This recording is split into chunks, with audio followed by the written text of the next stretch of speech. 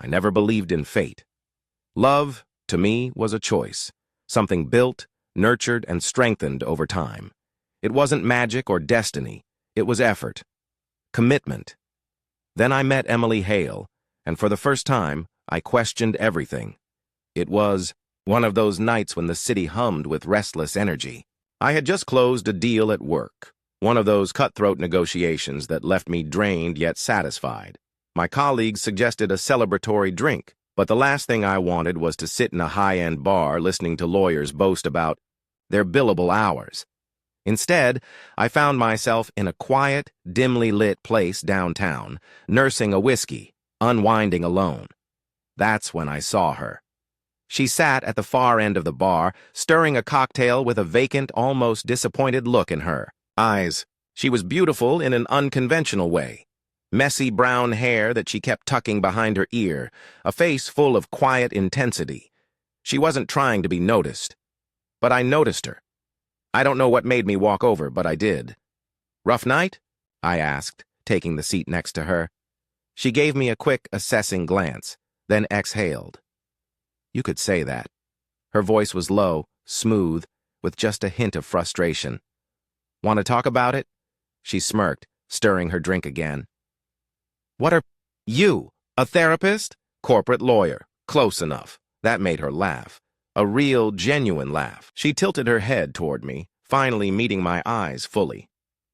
"I had an audition today," she admitted. "For a role I really wanted. It didn't go well." "Sorry to hear that," I said. Casting directors wouldn't know talent if it hit them in the face. That's the problem. She took a sip of her drink. "I don't know if I even have talent. Maybe I'm just wasting my time." "Do you love it?" She hesitated, then nodded. "More than anything." "Then it's not a waste." Something shifted in her expression. She studied me, as if trying to figure out why a guy in a suit cared about an actress with a failed audition. "Are you always this insightful?" she mused. "Or is this just a whiskey-induced moment of wisdom?" I smiled. "Only when I meet someone worth talking to." That was how it started. One conversation in a bar. A connection that felt different.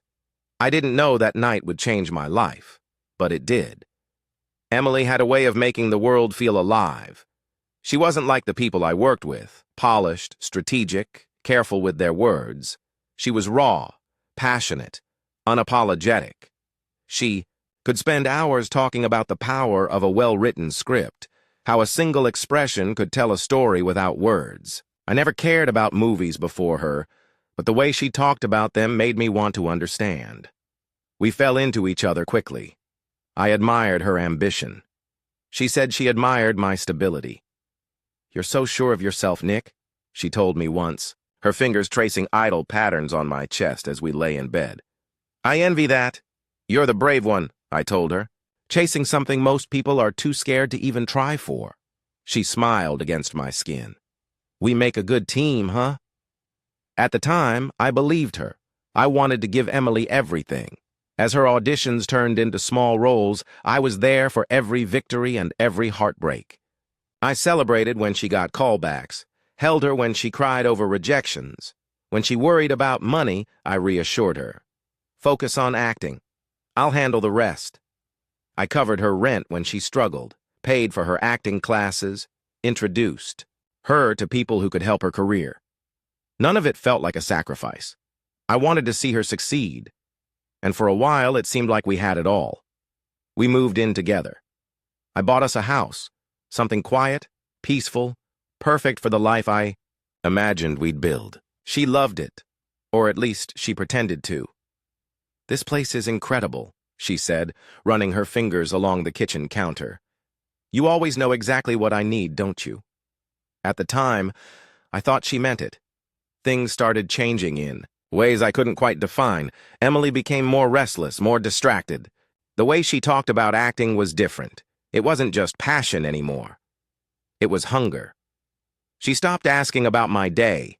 Conversations revolved around her auditions, her opportunities, her future. I started noticing little things. She'd get annoyed when I made weekend plans, saying she needed to be ready in case an audition popped up. She spent more time on her phone, always texting, always scrolling. Once I woke up in the middle of the night and found her sitting in the living room, staring at her phone with an unreadable expression. When she noticed me, she locked the screen before I could see anything. "You okay?" I asked, voice thick with sleep.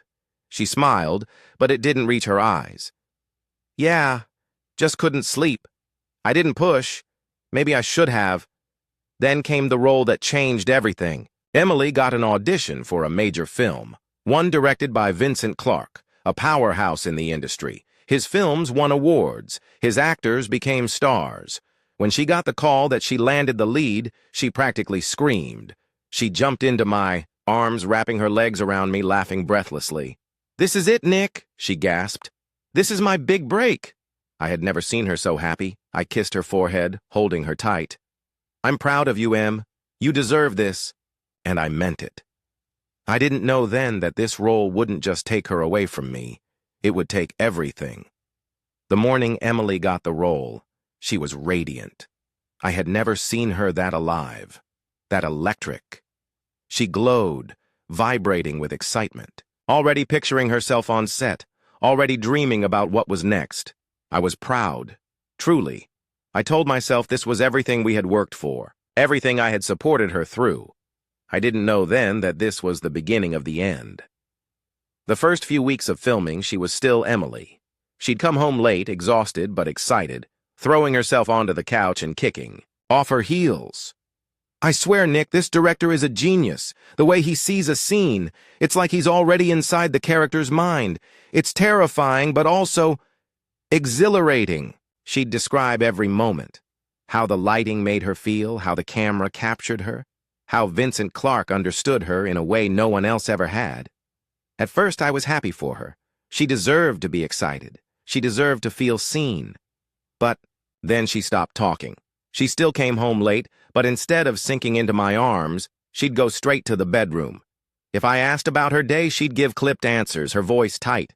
"It was fine. Long day. I'm tired. Can we not talk about work?"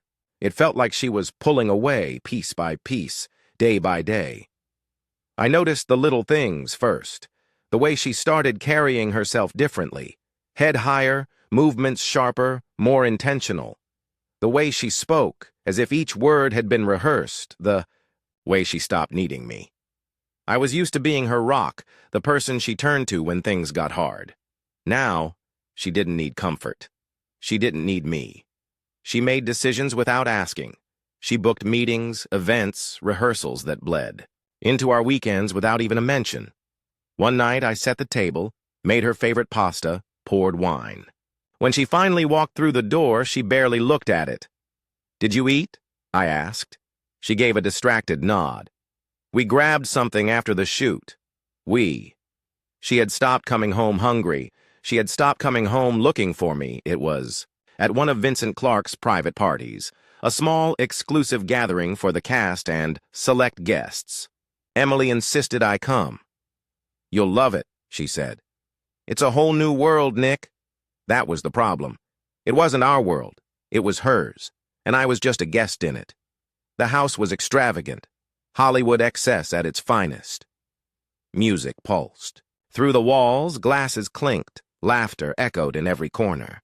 Emily moved through the space like she belonged there, like she had always belonged there. And Vincent Clark? He watched her, not the way a director watches his star, the way a man watches a woman he already owns. It was subtle, the way his eyes followed her, the way he stood too close, the way she leaned in just enough to seem innocent but still inviting. Felt it. That shift. She wasn't mine anymore, not fully, not in the way that mattered. A week later, I got home earlier than usual. Emily wasn't expecting me. I found her in the kitchen, humming to herself as she poured a glass of wine. She had music playing, something soft, something sultry, and she was wearing perfume. Emily never wore perfume at home. She turned, surprised. "Nick, you're home early." I studied her, the silk robe, the way her hair was done up, the way she hesitated before kissing me on the cheek instead of the lips. "Where were you?" I asked casually. She smiled. Late rehearsal? Vincent wanted to go over a scene again. At this hour? She laughed lightly, taking a sip of wine. It's the industry, babe. We work weird hours. I stepped closer, brushing my fingers along the collar of her robe. You dressed up for a rehearsal? There was the smallest pause, barely noticeable. But I saw it. She recovered quickly. We went out after, just a few of us. Nothing crazy. She was lying. It wasn't in the words. It was in the way she said them. Too carefully, too measured. Something deep inside me twisted. I didn't push. Not yet. But I started watching.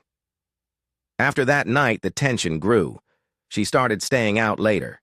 She started turning away from me in bed. She started laughing at jokes I wasn't a part of. One night, she came home with a bruised wrist, faint. But there. I noticed it when she reached for a glass of water. I caught her wrist gently, turning it over. What happened? She pulled away too quickly. Nothing. I tripped on set. A week later, there was a small red mark just below her collarbone. A mark that wasn't mine.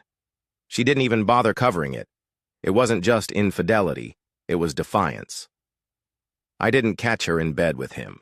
There was no lipstick on a collar, no secret texts I wasn't supposed to see. It was worse. It was at another party, another industry event, another place where I was nothing but an outsider in my own wife's life. I was across the room, watching her, watching them. Vincent leaned in, whispering something in her ear. She laughed, not the polite kind, not the professional kind, the kind she used to laugh with me. Then he reached out, tucking a stray strand of hair behind her ear. A touch so familiar, so intimate, that I felt the world tilt beneath me. She let him. She didn't pull away. She didn't even flinch. And in that moment, I knew she wasn't just cheating. She had already chosen him. I didn't say anything that night. I didn't confront her. I just watched. Watched her slip further away. Watched her pretend our life didn't exist. Watched her become someone I no longer recognized. Until the night her phone rang. She was asleep beside me, her breathing slow, steady. The screen lit up. I glanced at it, expecting a late-night work email. Instead, I saw his name, Vincent Clark, and below it, a message. Last night was unforgettable. Can't wait for more. I felt something inside me snap. I didn't wake her. I didn't yell. I didn't throw things. I just sat there, staring at the message, realizing the truth I had been too afraid to accept. My wife was gone, and she wasn't coming back. I don't know what I was expecting when I drove to the studio that night. Maybe I thought surprising her would remind her of the life we built together. Maybe I wanted to see the spark in her eyes when she saw me, proof that there was still something left between us, or maybe, deep down, I already knew. I had ignored the signs for too long, the late nights, the half-hearted kisses, the way she stopped saying, "I love you" before bed. I had let myself believe it was just stress, exhaustion, the weight of a demanding career. But when I stepped onto that dimly lit soundstage, I stopped lying to myself, because there she was, Emily, in his arms. It was late, well past midnight, but the set was still alive with movement. Crew members milled about, adjusting lights, reviewing footage, whispering in hushed tones. I had been to her sets before, seen the chaos firsthand, but this was different. The air here was thick with something else. I saw her before she saw me. She was standing close, too close, to Vincent Clark. His hand rested casually on her waist, fingers pressing lightly into the silk of her dress. Her body was angled toward him, drawn in, like gravity itself had shifted. She was smiling. Not the polite smile she gave to co-stars, not the forced, camera-ready grin for press events. This was intimate, real. I froze, my stomach twisting into something sharp and ugly, and then Vincent leaned in. His lips brushed her ear as he whispered something. Emily tilted her head slightly, exposing her neck to him, a movement so familiar that my hands clenched into fists, and she laughed. Not just any laugh. The laugh. The one I used to think was mine. The one that used to echo through our kitchen, our bedroom, our home. I felt something inside me shatter. And in that moment, she turned. Our eyes met across the distance. For a split second, I saw it. The flicker of surprise, the brief widening of her pupils. Then, just as quickly, it was gone. She didn't move, didn't step away from him, didn't pretend she wasn't caught. Instead, she smiled at me. And that was when I knew. She wasn't going to apologize. Because to her, this wasn't a mistake. This was a choice. I walked toward them, my footsteps slow, deliberate. Vincent saw me coming. His smirk lazy, arrogant. He didn't even have the decency to look guilty. Emily tilted her head slightly, her expression unreadable. "You're not supposed to be here," she said simply. I let out a breathless laugh, shaking my head. Yeah, I figured that out. Silence stretched between us. I could feel the weight of it pressing down, thick and suffocating. Then, I asked the only question that mattered. "How could you?" Emily didn't flinch, didn't even hesitate. "You knew this was possible," she said. Her voice was calm, too calm. "You knew my career was the most important thing to me." I stared at her, my pulse pounding in my ears. "So that's your excuse?" she sighed, as if I was the one being unreasonable. "Nick, we both knew this was coming." I blinked. "Did we?" Her expression softened slightly, like she pitied me. "You've always been good to me, a good husband. But you're not part of this world. You never were." Something inside me twisted. "Emily, we built a life together. You said we made a good team." She exhaled through her nose, shaking her head slightly. "That was before." "Before what?" I snapped. She met my eyes then, and for the first time she was completely honest. Before I realized I could have more. The words hit harder than any slap could. She wasn't even trying to soften the blow. She wasn't crying, wasn't begging, wasn't scrambling for an excuse, because to her this wasn't wrong, it was just inevitable. I exhaled slowly, feeling the anger, the heartbreak, the betrayal, all of it settling into something colder, something clearer. Vincent was still watching me, amused, like I was some tragic character in a film he was directing. I turned to him. "Was this part of your process?" I asked, my voice steady now. His smirk widened. "What can I say? I inspire great performances." I nodded, jaw tightening. "Yeah, I bet you do." I turned back to Emily, memorizing her face one last time. Then quietly, I said, "I hope it was worth it." She blinked, and for the first time that night I saw something flicker in her eyes, something that almost looked like fear. Then I walked away. I didn't go home that night. I didn't cry. I didn't beg for answers I already knew. Instead, I did what I do best. I started digging. Vincent Clark wasn't just a famous director. He was a powerful man in an industry that thrived on silence, on secrets, on buried scandals. But every powerful man had weaknesses. I called people. I met with old assistants, with women who had worked on his sets before. I bought drinks for washed-up actors, for bitter producers, for the ones who had nothing left to lose. And what I found was worse than I imagined. Vincent wasn't just a cheater. He was a predator. There were whispers of threats, of careers ruined, of women pushed into things they didn't want to do just to survive in the industry. Emily thought she had chosen power, but all she had done was chain herself to a sinking ship. And I was going to make sure it sank faster. I sent out one email, one anonymous tip, one carefully crafted message to a journalist who had been trying to expose Hollywood's worst-kept secrets for years. And then I waited. The fire started small, a whisper in the media, a rumor that spread like gasoline. But soon, it was everywhere. The stories came out. The victims spoke. The industry turned, and within weeks, Vincent Clark, the man Emily had thrown her marriage away for, was finished. His projects were canceled. His studio cut ties.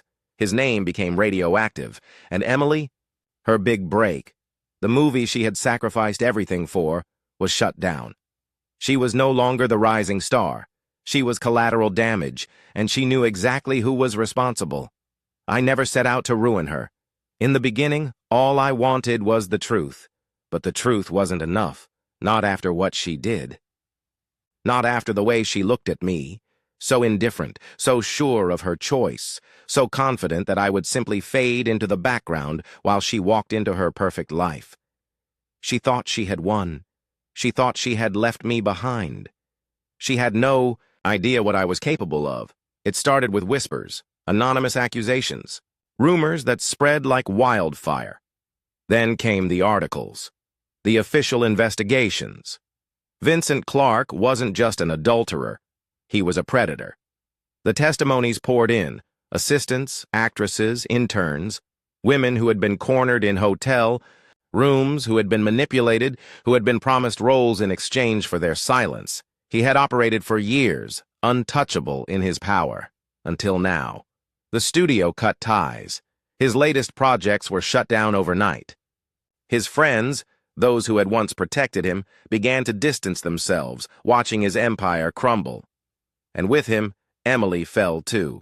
She had bet everything on him, and she lost. When the scandal hit, Emily tried to distance herself from Vincent. She made statements. She denied knowing anything. She pretended to be a victim, someone who had simply been caught in the storm, but no one bought it. She wasn't just another actress in his film. She had been his favorite, his muse, the woman who had openly stood by his side while others suffered. They picked apart her past interviews, the way she spoke about him, the way she laughed at his side while the world burned. The public turned against her. Directors stopped calling. Studios erased her name from their projects. Her agent dropped her. Her friends stopped answering her calls. She wasn't a rising star anymore. She was radioactive. And the irony? She had thrown away everything, her marriage, her life, the man who stood by her through it all, for a future that no longer existed. I should have felt satisfied, but revenge is a funny thing. It never really fills the space they leave behind. I don't know how long she waited before she came to me. Weeks, months, long. Enough for the desperation to set in. It was a cold night when I heard the knock. Slow, hesitant. I knew it was her before I even opened the door, and when I did, she was unrecognizable. The woman standing before me wasn't Emily Hale, the rising star. She wasn't the woman who laughed in Vincent Clark's arms while I stood in the shadows. She was a ghost of herself. Her hair was dull, her makeup smudged. She had lost weight, her once pristine designer coat hanging off her frame. She looked tired, like she hadn't slept in days. But it was her eyes that struck me the most. They weren't filled with confidence anymore. They weren't filled with power. They were filled with fear. I leaned against the doorframe, arms crossed. "What do you want, Emily?" She swallowed, her lips trembling slightly. I need to talk to you." I said nothing. She took a shaky breath. "Everything is gone. Nick, my career, my life. I have nothing left." For the first time, I heard it. Regret. Real. Tangible. Almost pathetic. "I don't know what to do," she whispered. "I thought I had it all figured out, but I didn't. I made a mistake." A mistake. She called it a mistake. Like it had been some small misstep, something she could fix. Like she hadn't looked me in the eyes and thrown me away. I let out a breathless laugh, shaking my head.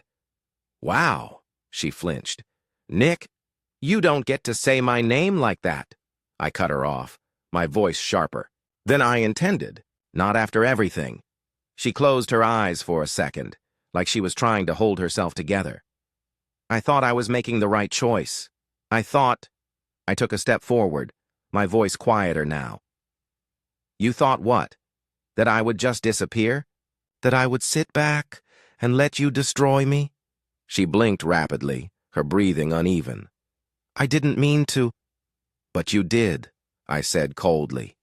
You meant every word that night. You meant it when you said I wasn't a part of your world. You meant it when you threw me aside for him. She sucked in a shaky breath. Nick, please. She reached for my hand. I pulled away. Help me, she whispered. Please. You're the only person I have left. I looked at her then, really looked at her. At the woman who once held my heart in her hands. At the woman who had burned everything we built. At the woman who had chosen her own destruction. And I felt nothing. No anger. No grief. No sympathy. Just peace. You made your choice, Emily, I said softly. Now live with it. Her lips parted slightly like she wanted to argue, but there was nothing left to say. I stepped back and closed the door in her face. I stood there for a moment, listening, waiting for her to knock again, to beg, to scream. But she didn't. After a few seconds, I heard the sound of her heels clicking against the pavement, growing fainter and fainter until they were gone. I exhaled slowly, letting my head rest against the door, and for the first time in a long time, I felt free.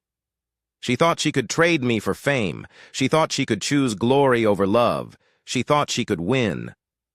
But she was wrong, because now she had neither.